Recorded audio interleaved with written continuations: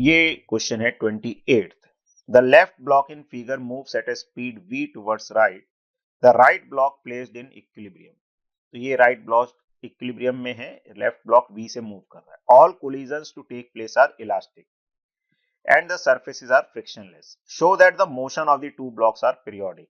Find the time period of these periodic motions. Neglect the width of the blocks. तो देखो क्या होगा systematically अगर हम देखें तो जब ये ब्लॉक टकराएगा, इलास्टिक कोलिजन अगर आइडेंटिकल मासेस के बीच में होता है तो उनकी वेलोसिटी इंटरचेंज हो जाती है।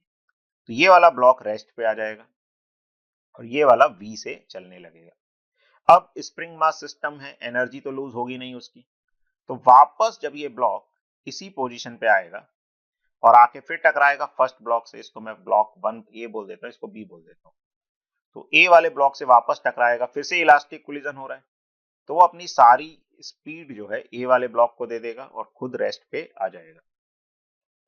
अब ये ए वाला ब्लॉक इधर एल डिस्टेंस जाएगा, फिर एल डिस्टेंस लौट कर भी आएगा और फिर वापस से आके टकराएगा, वापस से आके टकराएगा, फिर से क्या करेगा, अपनी सारी स्पीड बी वाले ब्लॉक को दे देगा और फिर बी राइट की तरफ जाएगा, फिर वापस आएगा। तो अब देखो मोशन पीरियोडिक हो रहा है लेकिन पूरा एसएचएम नहीं है। अब क्या पूछा है, find the time period of this periodic motion. तो टाइम पीरियड क्या होगा कि जो ए वाला ब्लॉक जब बी से टकरा के वापस जाएगा तो एल डिस्टेंस तो वो लेफ्ट की तरफ जाएगा, एल राइट की तरफ आएगा, तो उसमें कितना टाइम लगेगा उसको, 2l/v। और बी वाला ब्लॉक अभी इक्विलिब्रियम पोजीशन में है, वहां से एक्सट्रीम तक जाएगा और एक्सट्रीम से वापस इक्विलिब्रियम पोजीशन तक आएगा। तो वो कंप्लीट एसएचएम तो नहीं है लेकिन हाफ एसएचएम होगा। अगर वो पूरा स्प्रिंग से बंधा हुआ होता, एसएचएम करता, तो ये वाला जो पार्ट है मीन पोजीशन से एक्सट्रीम तक जाना और लौट कर आना, ये हाफ एसएचएम होगा। तो उसका टाइम पीरियड, जो एसएचएम का टाइम पीरियड है, उसका आधा आ जाएगा। तो 2l/v, तो जो ब्लॉक फ्रिक्शनलेस सरफेस पे डायरेक्टली मूव करेगा कांस्टेंट स्पीड से, उसका आ जाएगा।